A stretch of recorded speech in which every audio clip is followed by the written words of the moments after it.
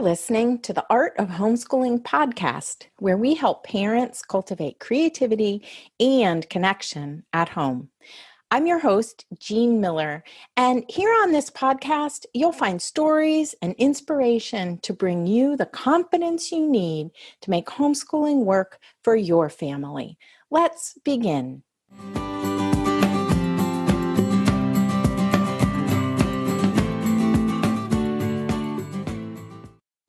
Hey there, and welcome to a new episode here on the Art of Homeschooling podcast, episode 77, When Our Children Resist.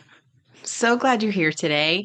In this episode, I'm sharing tips and strategies for how to deal with our children's resistance. Because let's be real, our children are not always going to say yes willingly every single time we suggest a lesson or even helping out around the house.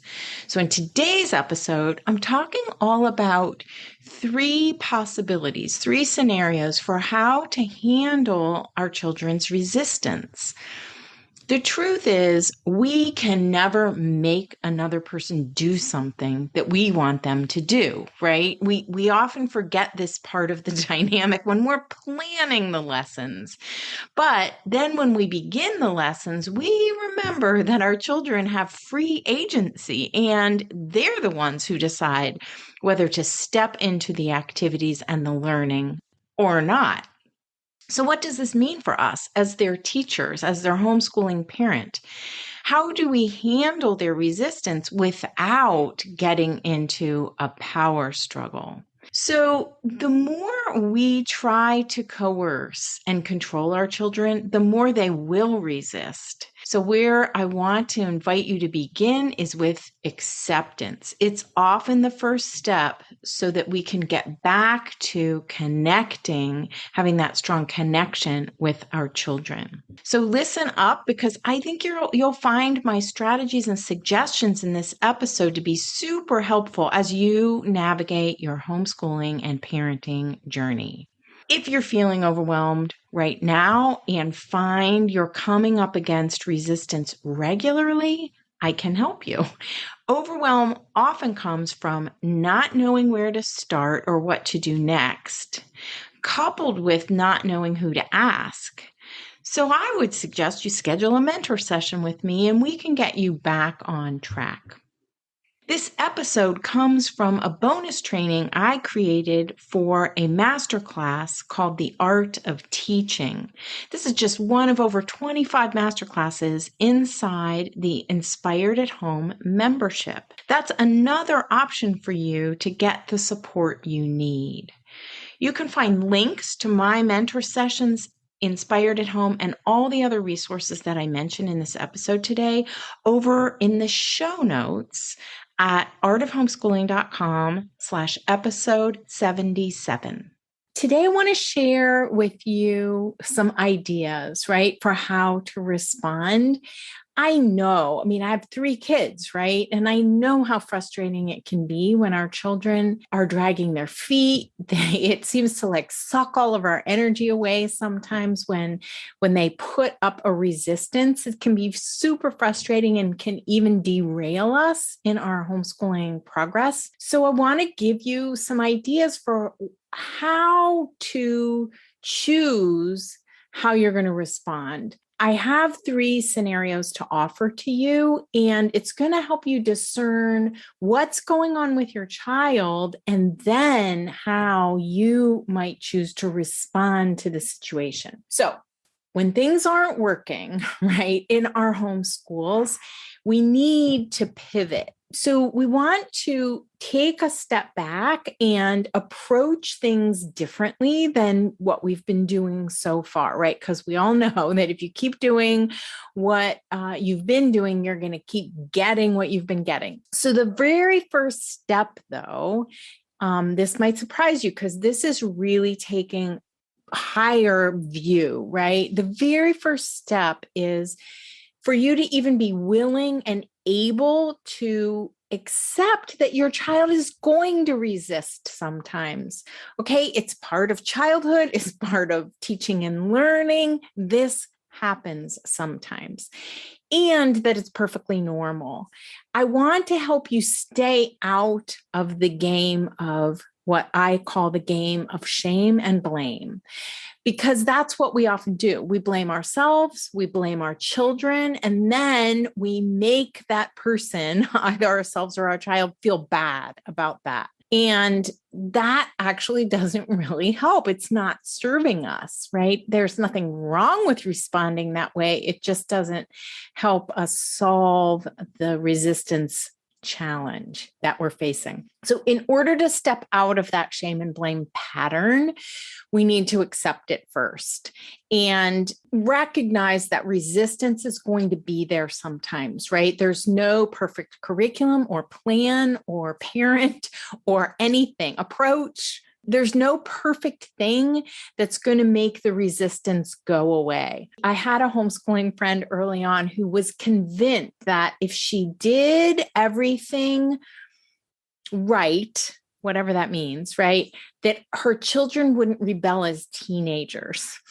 And I remember thinking she might be in for a surprise here, because children, that rebellion is normal. It's part of their development because they're trying to figure out their place in the world. Just like resistance is a normal part of the learning process. Children resist when their needs aren't being met. So we want to figure out what those needs are and be able to shift gears. Okay, so I'm going to talk to you about how to do that today, but you just might need some sort of mantra. If you find that difficult to believe, or you find it hard to accept that your children might resist sometimes, that they shouldn't resist ever, then you might need a mantra, something like, sometimes children resist and that's okay. Or sometimes my children are going to resist my plans and that's normal. You don't want it happening all the time, but just accepting that, yep, this happens, part of the game. And it simply is a message to pay attention. That's what it is. So it's going to happen sometimes. And okay, once you have that, like, acceptance of it mindset, then you're ready to problem solve and begin to figure out how to respond.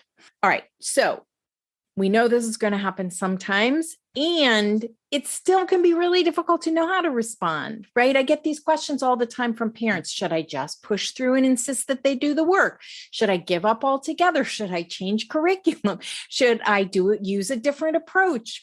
Do I let go, right, of the lesson that I had planned and regroup? Sometimes then we go all the way back to the beginning and start planning over again. I do not recommend that. Should I change course altogether, right? Maybe we should be unschoolers now. I mean, all these questions come up, and I had them myself, right? And the answer is, first of all, you get to decide. That's both good news and challenging news, I know, but you get to decide. And this tips and strategies that I have here for you are going to help you figure out what's going on for your child so that you can match your response to the particular situation. You've probably heard the advice that Rudolf Steiner gave to the very first teachers in the first Waldorf school back in 1919. He said, look at the children before you and bring them what they need. This is actually why he never wrote down a curriculum, because he wanted every single teacher to figure out the best curriculum, the best plan and approach and lessons for those particular children. It's daunting. I know we need guidance sometimes, but it's actually why I couldn't purchase a Waldorf-inspired curriculum when my children were first starting out, because it didn't exist, because everybody said, well, Steiner said, let's never write one down. So it just wasn't available.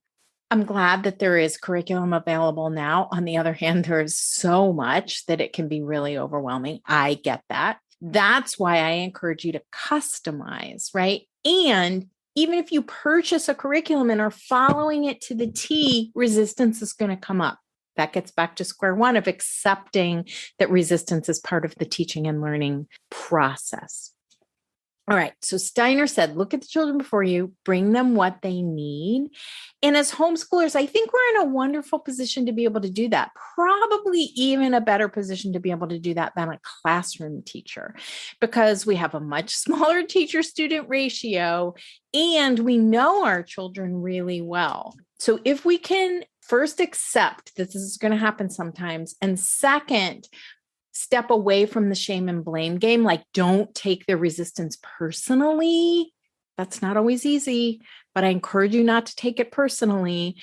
Then we can problem solve and really figure out what's going on and figure out how to respond. So if your current homeschooling lessons are not working, right, then you get to be the creative problem solver and find what will work. That's our job. Like, I've always thought that's the job of a teacher, right? Even students in schools that get labeled a certain way, it's really the job of the system and the teacher to figure out what does work for that particular child.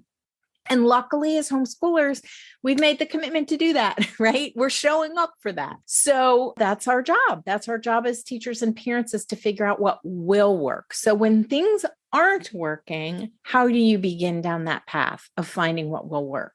So first of all, the way you're going to know it's not working, I mean, you'll know, right? But the main indicator that things are not working is your child's behavior, right? And your child's behavior is going to indicate to you that there's something just a little bit off and that they're needing more than they're getting right now. So if your child is resisting the lesson, then, or just outright refusing, right? They're not going to do it, or they're whining, they're complaining, whatever, then we want to start by asking ourselves why. Why are they behaving this way? Are they bored? Is the work too hard? Is the work too easy? Are they distracted? Are they exhausted? There's so many different possibilities. But here's what I want to offer you today. And I'm going to give you 3 different scenarios. And it's kind of a choose your own adventure. A lot of times our observation skills are kind of clouded if we are taking this personally, or we're stuck in that place of this shouldn't be happening. So remember to do that work first. But how you respond to the situation or to their resistance is going to differ depending on what you sense is going on with your child, right? And sometimes we just are having to take a guess about this. So here are a few scenarios with examples that can help you begin to tease apart what you think is actually going on this particular day, right? Or in this particular time in your child's homeschooling journey. So first scenario is if you sense that your child is bored, right? Then you want to switch things up and find something that works better. Sometimes it's a matter of just taking a break from the way you're doing it. Sometimes it's a matter of really shifting things around for this block or this month or this season, however you want to do it. It might be having them record their learning differently. It might be using different resources, but I wouldn't change up the resources yet. Because what I see homeschoolers do over and over again is kind of throw the whole plan out the window and go back to square one. And that is a huge time waster, because sometimes we just need to tweak a few things. So here's an example and some ideas for what you could do. So let's say you're working with your child on making a main lesson book, right? That's the way we record learning in the Waldorf approach. And we often are reading a story and drawing or painting a picture of it. And then we're reviewing the story and writing a summary of it. So if you find your child, and this happened to me, right? But if you find your child showing any sign of resistance, which might look like whining, complaining, crying, saying, I can't do this, sort of crumpling in their chair, right? Like all the energy or air has kind of gone out of their sails. Any of those things, they can't sit up straight. They aren't fully present for this particular lesson. Sometimes it's because they're bored, right?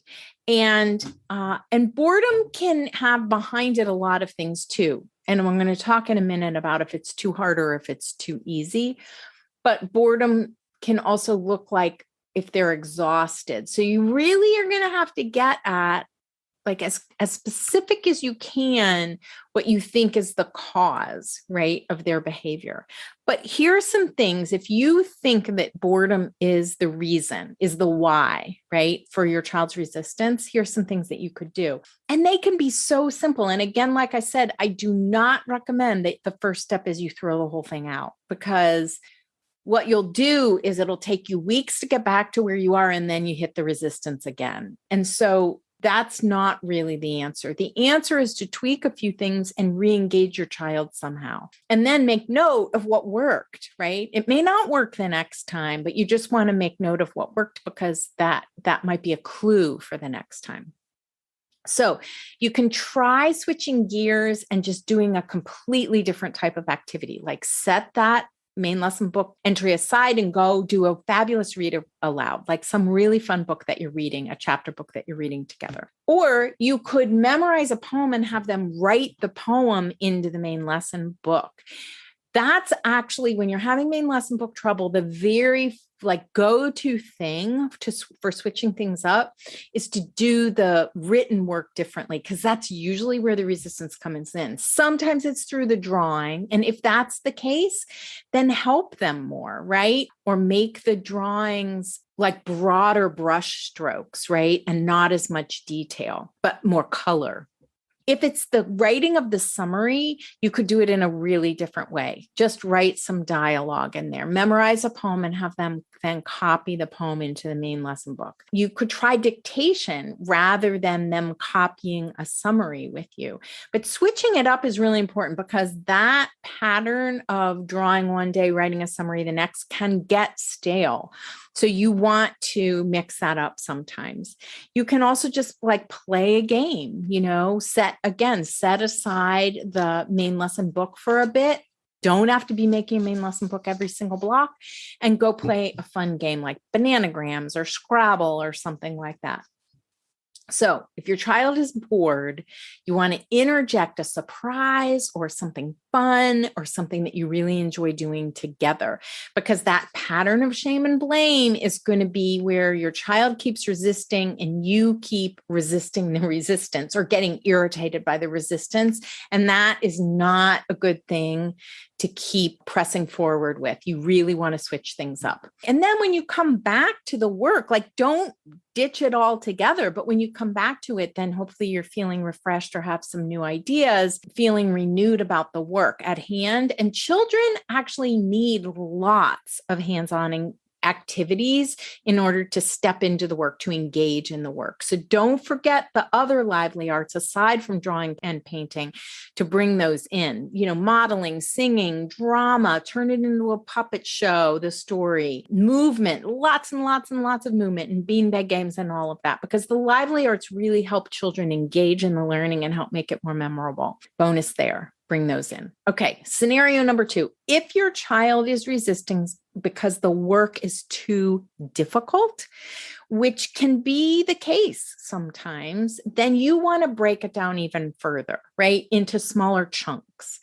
And here's an example. You're doing math problems and your child whines or cries or resists, and you're not sure why, but it seems like it might be too hard. Then here are a couple things you can do. Instead of doing 10 math practice problems in a day, do 2, right? Remember, scale back to find the success and then build back up from there. You could review how to do the problem, right? Maybe your child is very verbal and needs you to say each step of the problem out loud. Like if it's 2 + 5 = right? And then there's a blank, or oftentimes it's that blank number, like 7 = 2+, and then there's blank. Then you could say, how do we figure that out, and talk it through verbally. Oftentimes children need us to do the problem with them, probably more than we think they need, right? Or more than we want to do it with them. I mean, kids really, they want to learn from other human beings, and they want us by their side, even all the way up until age 12 or 14.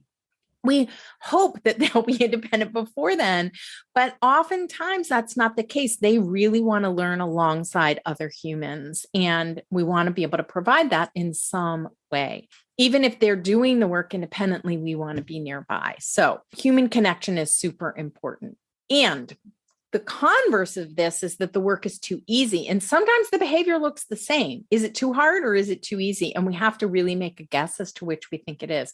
But if it's too easy, then give them more work. My suggestion is to do a few problems together and then send them off to do a few problems on their own and bring them back to you. And if that works, then maybe it's continuing a combination of those two things. But if you do too much of one or the other, sometimes it's hard to tell whether the work is too easy or too hard, meaning you do it together 100% or they have to do it independently 100%. Mix it up. And it often requires us to just guess, like I said, whether we think it's too hard or too easy. Use your intuition and then try some of these strategies and see which one works. And that might give you a further clue as to what's going on. All right. Scenario number 3 is if you sense that your child is distracted, then you want to really simplify your day. So what this looks like, the example of this is that your child is constantly talking about what they want to do after the lesson is over, right? Or talking about that favorite thing that they love doing, like a game that they love playing or Legos or something like that, that they're always focused on that when you're supposed to be focused on lessons, and they just can't seem to be focused on their work. Now, this can also be an indication of exhaustion. So you just need to check in with yourself. Are we trying to do too much? Usually the answer to this is to simplify and model the behavior that you want. So simplifying is just a simpler daily rhythm. Maybe you have too many outside activities, or maybe you have too many, like maybe there's just too much going on in your child's life where you have this class or an online thing or this, like a really tight schedule throughout the day, and your child needs more downtime perhaps. So a few things to try are simplify your daily rhythm and scale back.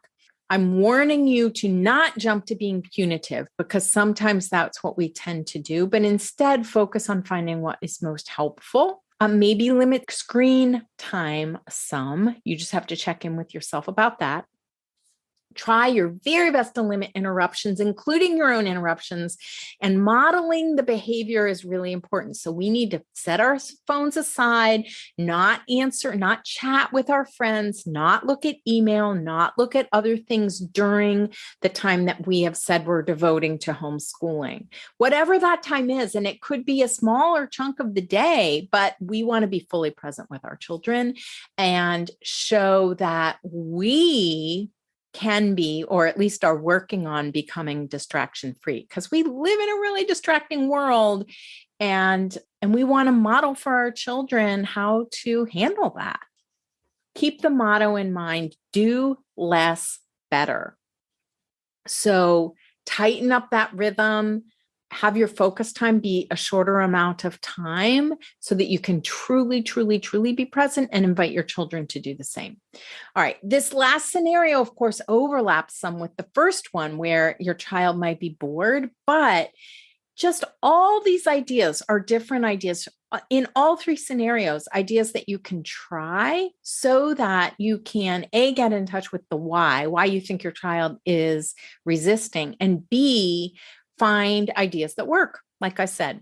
So you want to switch things up and have lots of ideas in your back pocket and be a creative thinker. You can come up with 100 ideas like this, I'm sure, that you might try the next time your child resists. The bottom line is this: if your child is resisting, start with the why, right? Why is your child putting up this resistance to you and to the lesson? If you don't really know, just observe for a day or two and make your best guess, like I said, and use some of these suggestions here to try out, and that might give you further clues as to what's going on. So get creative, think about what your child enjoys doing, what might engage the learning more fully. And there's no magic bullet, right? We often skip over the step of observing and considering the why. So that's why I'm saying start there before taking action. And remember that the place to start is observation, observing our child's behavior, and then getting in touch with where the resistance is coming from so that we can pivot in a way that's most helpful and not harmful or blaming. Teaching really is an art. There's an art to it, right? And what works one day may not work the next day. Those of us who have homeschooled for a long time know this well, right? That each day is different, each child is different, and we just need to have a collection of ideas to try out when things aren't going smoothly, because they won't go smoothly 100% of the time. But when they don't, that doesn't mean there's something gravely wrong. It simply means that it's our job to find ways to engage our children more fully. Sometimes it means finding ways that excite us too, stories that we love, that we want to share with our children, activities that we love, so that it's contagious, right? So that our children can see us light up about learning, and then they might be more willing to step in as well. So find your happy place with homeschooling too, and have a collection of ideas for the next time your child resists.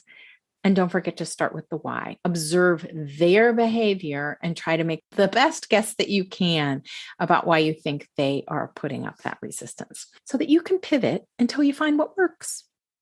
All right. Hope that's helpful, and all the best to you in your homeschooling and in accepting that children will sometimes resist. Talk to you next time. Bye. That's all for today, my friend. But here's what I want you to remember. Rather than perfection, let's focus on connection. Thanks so much for listening, and I'll see you on the next episode of the Art of Homeschooling podcast.